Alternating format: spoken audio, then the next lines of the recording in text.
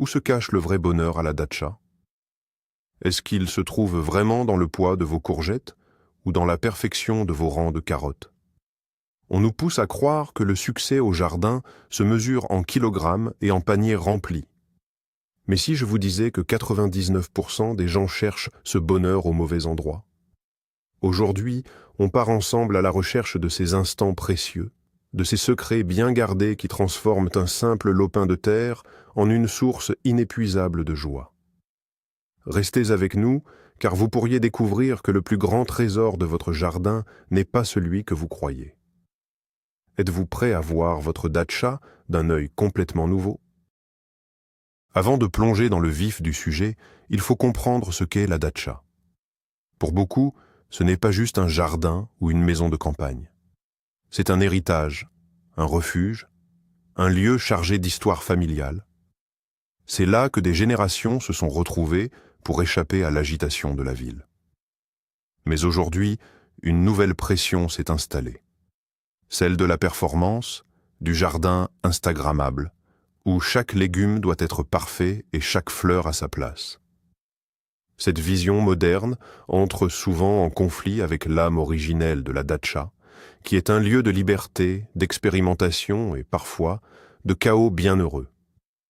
Ce contexte est crucial, car le bonheur que nous cherchons ne se trouve pas dans la perfection dictée par les réseaux sociaux, mais dans l'authenticité et la connexion que ce lieu unique peut offrir. Commençons par le tout début de la journée. Imaginez un instant. Le soleil n'est pas encore tout à fait levé. Une légère brume flotte encore au-dessus de l'herbe couverte de rosée. Vous sortez sur le perron, une tasse de café ou de thé chaud entre les mains. Le silence n'est pas total. C'est un silence vivant, rempli du chant timide des premiers oiseaux, du bruissement des feuilles dans la brise matinale. À cet instant précis, il n'y a pas de liste de tâches, pas de mauvaises herbes à arracher, pas de récolte à peser. Il y a juste vous, la chaleur de la tasse, l'air frais sur votre visage et la promesse d'une nouvelle journée. Ce moment, c'est peut-être l'un des premiers endroits où se cache le bonheur à la datcha. Ce n'est pas une action, c'est une contemplation. C'est la permission que l'on se donne de simplement être là, d'absorber la tranquillité avant que le monde, et même le jardin, ne s'éveille complètement. C'est une fondation pour la journée, un trésor volé au temps qui court. Un autre trésor caché est une sensation que nous oublions souvent. L'odeur de la terre humide juste après une averse d'été. Vous connaissez ce parfum, n'est-ce pas? C'est une odeur riche, profonde, pleine de vie. C'est le parfum de la régénération, de la nature qui boit et qui respire. Quand vous êtes à la datcha, prenez le temps de fermer les yeux et de humer cet air. C'est une expérience sensorielle puissante qui nous connecte à quelque chose de très ancien, de primal. Ce n'est pas quelque chose que l'on peut acheter ou planifier, c'est un cadeau de la nature. Le bonheur se niche dans cette capacité à s'émerveiller de phénomènes si simples. Il nous rappelle que la terre sous nos pieds n'est pas juste un support pour nos plantes, mais un organisme vivant, complexe et merveilleux. Se réjouir de l'odeur de la pluie, c'est se réjouir d'être en vie et en harmonie avec les cycles naturels. Le bonheur se cache aussi dans l'inattendu. Vous êtes en train de désherber, un peu machinalement, et soudain, sous une large feuille de fraisier, vous la voyez. La première fraise de la saison, parfaitement rouge, mûre, brillante de rosée. Personne d'autre ne l'a vue. C'est un petit secret entre le jardin et vous. Ou peut-être est-ce une coccinelle qui se pose sur votre main, un papillon aux couleurs incroyables qui butine une fleur que vous pensiez ordinaire. Ces moments de découverte fortuite sont des pépites de joie pure. Ils brisent la routine du jardinage et nous rappellent que le jardin est un monde plein de surprises, un écosystème où nous ne sommes que des invités. Apprendre à chercher et à apprécier ces petits cadeaux, c'est cultiver un état d'esprit de curiosité et d'émerveillement. Le bonheur n'est pas la destination, mais la somme de ces merveilleuses petites rencontres en chemin. Parlons maintenant d'un mythe tenace, celui du jardin parfait. Les magazines et les comptes Instagram nous montrent des potagers impeccables, sans une seule mauvaise herbe, où les légumes poussent en rang parfait, et nous nous épuisons à essayer de reproduire cet idéal. Mais le vrai bonheur se trouve souvent dans l'acceptation de l'imperfection. Une herbe folle qui porte une jolie fleur, une carotte tordue qui a une forme rigolote, un coin un peu sauvage où la nature a repris ses droits. Votre datcha n'est pas une salle d'exposition, c'est un lieu de vie. Lâcher prise sur le besoin de tout contrôler est incroyablement libérateur. Un jardin un peu fouillis est souvent un jardin plein de vie, attirant plus d'insectes utiles et créant un équilibre naturel. Le bonheur, c'est de comprendre que la beauté réside dans le vivant, le changeant, et non dans une image figée et stérile. C'est aimer son jardin pour ce qu'il est, avec ses qualités et ses charmants défauts. Avez-vous déjà pris le temps de vraiment écouter votre jardin? Pas seulement les oiseaux, mais les sons plus discrets. Asseyez-vous tranquillement près d'un massif de fleurs en plein été et écoutez. Vous entendrez le bourdonnement affairé des abeilles et des bourdons. Ce son est la bande-son de la vie, la musique de la pollinisation. C'est la preuve que votre jardin fonctionne, qu'il est un maillon essentiel de l'écosystème local. Se concentrer sur ce son apaisant est une autre forme de méditation. Cela nous fait réaliser l'importance de ces petits travailleurs infatigables. Planter des fleurs pour eux n'est pas seulement un geste esthétique, c'est un acte de générosité envers la nature. Le bonheur se trouve dans cette prise de conscience de notre interconnexion avec toutes les formes de vie. En aidant les abeilles, on s'aide soi-même à obtenir de plus belles récoltes, mais surtout, on ressent la satisfaction de participer à quelque chose de plus grand que soi. Dans notre monde de plus en plus numérique, le simple fait de travailler avec ses mains est devenu un luxe. Sentir la texture de la terre, la fraîcheur des feuilles, la rugosité d'une écorce. Le bonheur de la datcha est profondément tactile. Quand vous plongez les mains dans la terre pour planter une jeune pousse, vous vous connectez directement à la planète. Cette activité physique a un effet thérapeutique prouvé. Elle calme l'esprit, réduit le stress et focalise l'attention sur le moment présent. C'est une rupture bienvenue avec les écrans et les soucis abstraits du quotidien. Le soir, la fatigue que l'on ressent n'est pas une fatigue nerveuse, mais une saine fatigue physique, celle d'un travail accompli. Le bonheur est dans cette sensation simple et honnête d'avoir utilisé son corps pour créer, pour nourrir, pour prendre soin. C'est un retour aux sources, un besoin fondamental que nous avons trop souvent oublié. Imaginez que vous venez de récolter vos premières tomates. Elles ne sont peut-être pas nombreuses, mais elles sont le fruit de votre travail. Quel est le geste le plus heureux que vous puissiez faire? Les garder précieusement pour vous? Ou bien en prendre quelques-unes, encore chaudes de soleil, et les offrir à votre voisin par-dessus la clôture?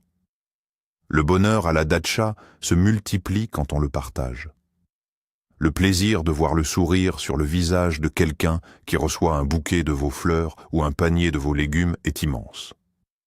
La datcha n'est pas une forteresse isolée, c'est un lieu de communauté.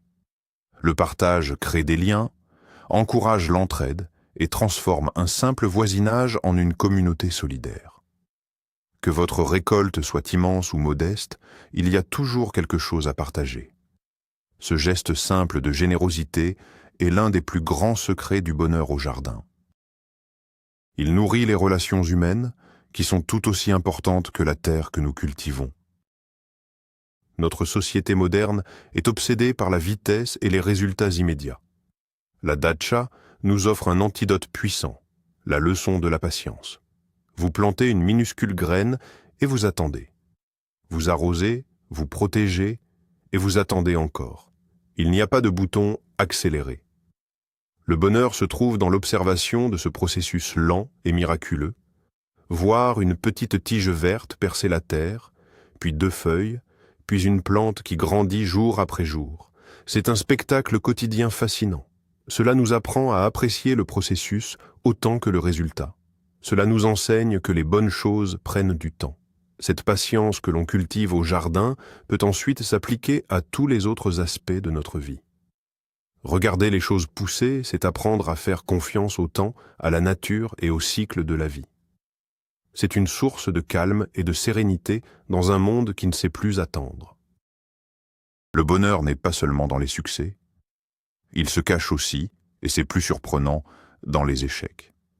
Oui, vous avez bien entendu. Cette rangée de salades qui monte en graines trop vite, ces semis de tomates qui ne lèvent pas, cette attaque de pucerons que vous n'avez pas su contenir. Ces moments sont frustrants, c'est certain.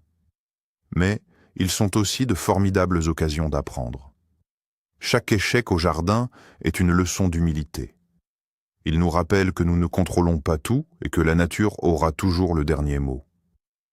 Accepter cet échec, essayer de comprendre pourquoi il s'est produit et faire mieux la prochaine fois est une source de satisfaction profonde.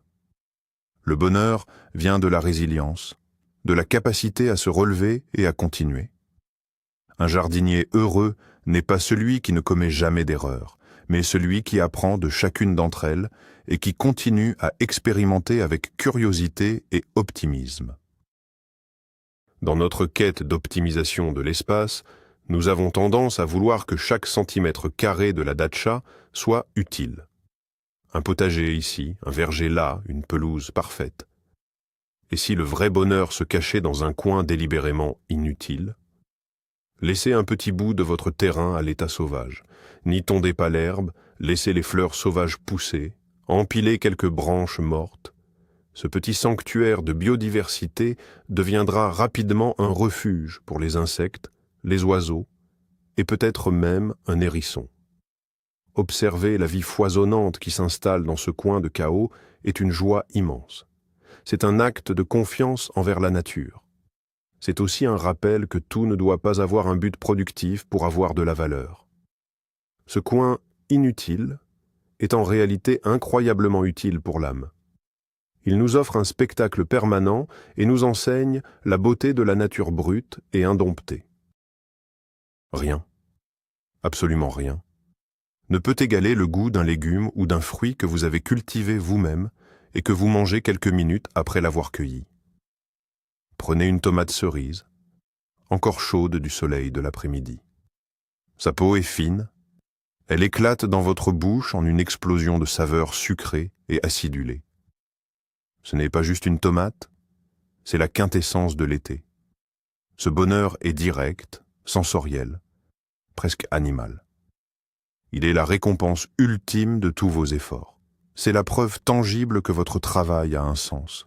Dans un monde où la nourriture est souvent industrielle et sans saveur, produire sa propre nourriture est un acte révolutionnaire.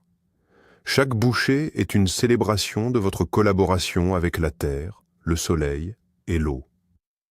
Le bonheur se trouve dans cette saveur authentique, cette connexion directe de la terre à l'assiette. C'est une satisfaction simple, mais incroyablement profonde. La datcha est souvent le théâtre de rituels familiaux qui se transmettent de génération en génération. Pensez-y. La grande journée de la plantation des pommes de terre au printemps, où tout le monde participe, des plus petits aux plus grands. Les après-midi d'été passés à écraser des groseilles pour faire de la confiture, l'odeur sucrée qui emplit toute la maison, ou encore la récolte des pommes à l'automne et la préparation des compotes. Ces moments ne sont pas juste des tâches à accomplir. Ce sont des souvenirs en cours de création.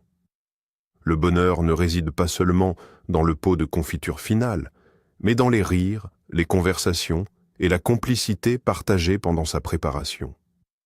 La datcha devient alors le ciment de la famille, un lieu où l'on construit une histoire commune. Ces rituels ancrent les traditions et créent un sentiment d'appartenance et de continuité qui est une source de bonheur très puissante. Après une journée de travail ou de détente à la datcha, vient le soir. Le soleil se couche, les couleurs du ciel sont spectaculaires. Et puis, un autre type de silence s'installe, différent de celui du matin. C'est le silence de la nuit qui tombe, peuplé par le chant des grillons et le coassement lointain des grenouilles. Levez les yeux. Loin de la pollution lumineuse des villes, le ciel de la datcha est un spectacle incroyable. Des milliers d'étoiles, la Voie lactée, parfois une étoile filante.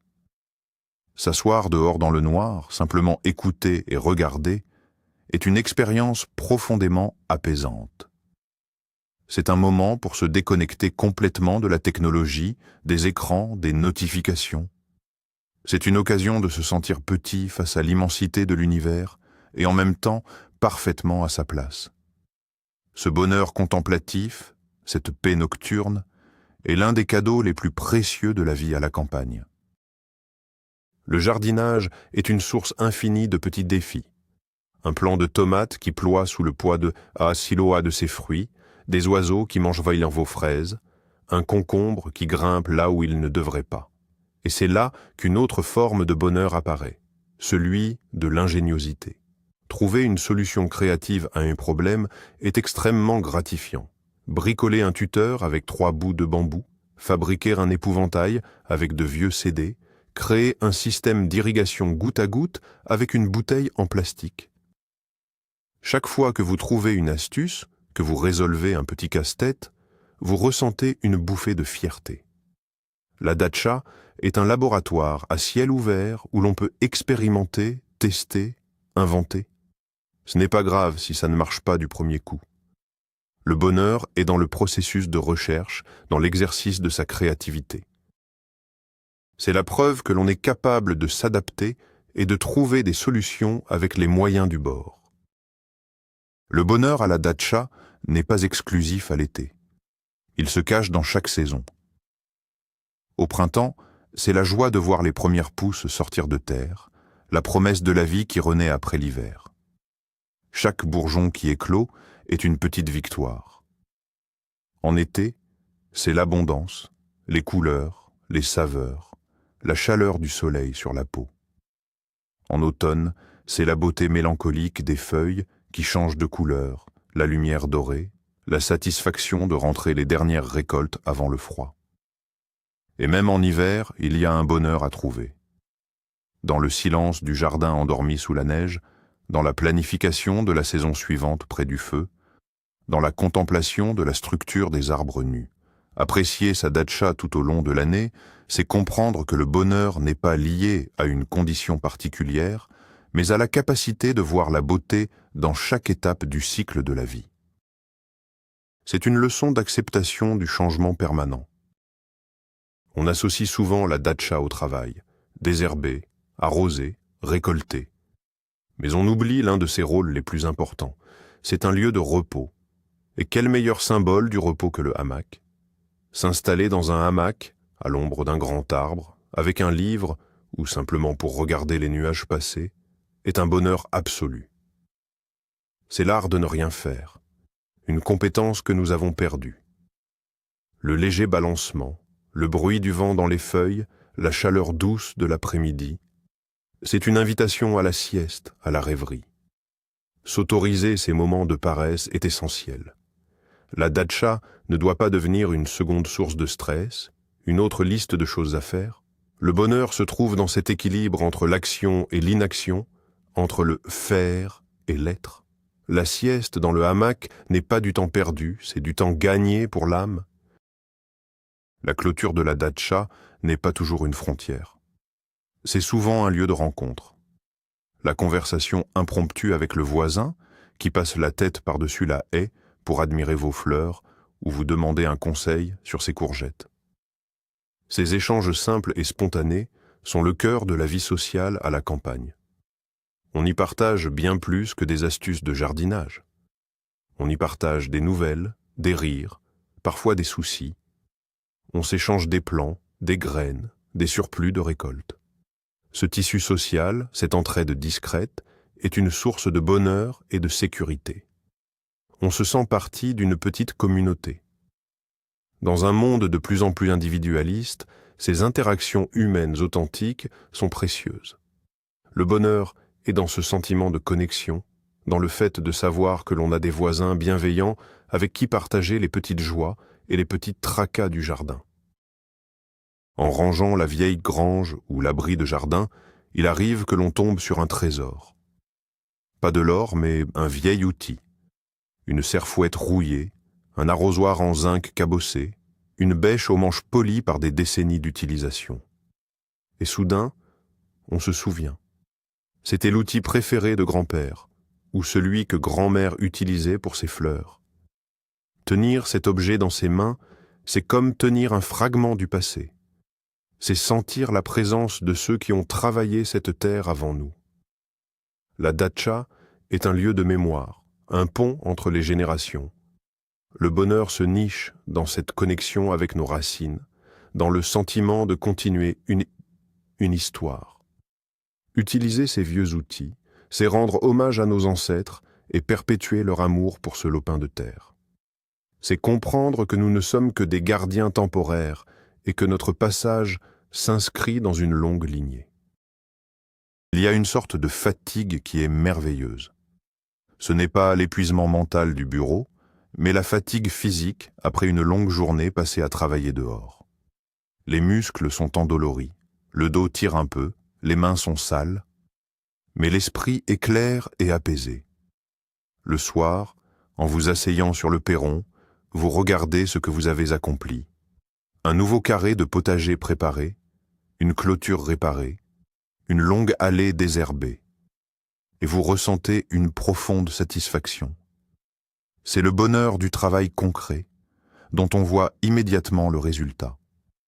C'est le plaisir simple d'avoir transformé un petit coin du monde par ses propres efforts.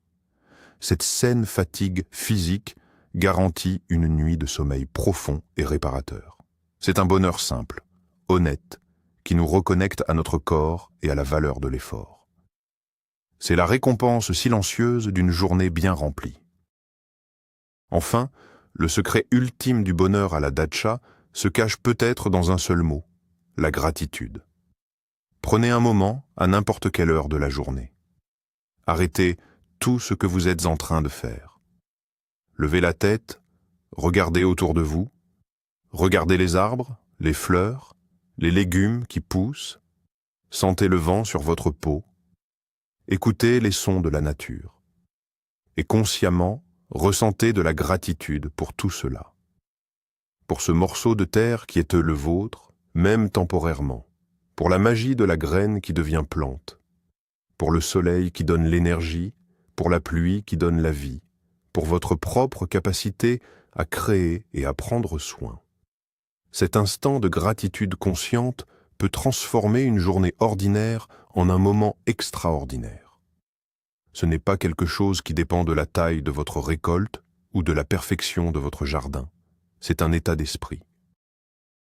Et c'est là, dans ce simple sentiment de reconnaissance, que se trouve peut-être le plus pur des bonheurs. Alors, où se cache le bonheur à la datcha? Comme nous l'avons vu, il est partout, sauf peut-être là où on nous dit de le chercher. Il n'est pas dans la course à la productivité, mais dans le café du matin face à la brume. Il n'est pas dans la perfection, mais dans la joie d'une carotte tordue ou d'une fleur sauvage.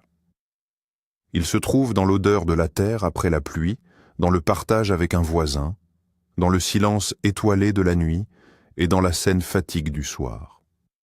Le vrai trésor de la datcha, c'est sa capacité à nous reconnecter à l'essentiel, au temps qui passe, à la nature, aux autres et à nous-mêmes. Il nous apprend la patience, l'humilité et la gratitude. J'espère que cette exploration vous a inspiré à chercher ces petits moments de joie dans votre propre jardin. Merci infiniment d'avoir regardé cette vidéo. Si elle vous a plu, n'oubliez pas de laisser un pouce bleu et de vous abonner pour ne pas manquer les prochaines. Et maintenant, c'est à vous. Dites-nous dans les commentaires, pour vous, quel est votre moment de bonheur secret à la datcha? Racontez-nous vos trésors cachés. À très bientôt.